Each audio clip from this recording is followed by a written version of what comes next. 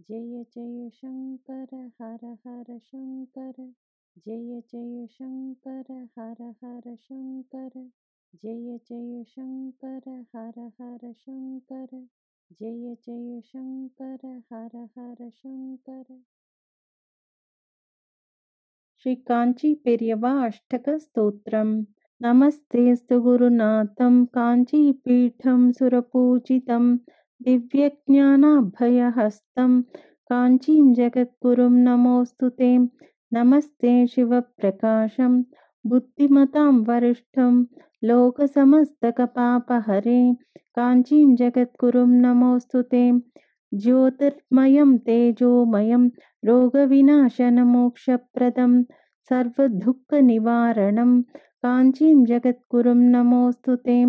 आपद्बान्धवम् अनाथरक्षकं संसारमम दैवतं सकलशोकविनाशनं काञ्चीं जगद्गुरुं नमोऽस्तु ते। चन्द्रमौळीश्वरप्रियं सद्गुरुनाथं प्रत्यक्षमदैवतं सर्वदरिद्रविनाशनं काञ्चीं जगद्गुरुं नमोऽस्तु ते।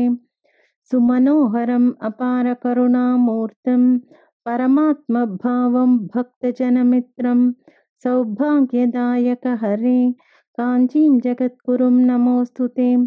भास्करप्रकाशं लोकनायकं परब्रह्मस्वरूपं शुभं कैवल्यनवनीतसाधनं काञ्चीं जगद्गुरुं नमोऽस्तु ते। ज्ञानसागरं कृपासागरं मंदहास अरविंद संकाशवदनं सत्यसंरक्षणं गुरु अवतारं कांचीं जगद्गुरुं नमोऽस्तु ते।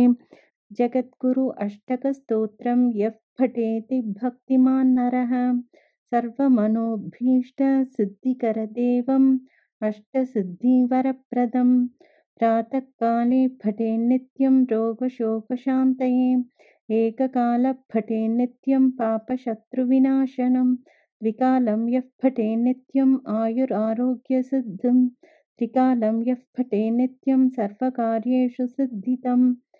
श्रीजगद्गुरुं नित्यस्मरणार्थं सर्वमङ्गलानि भवन्तु।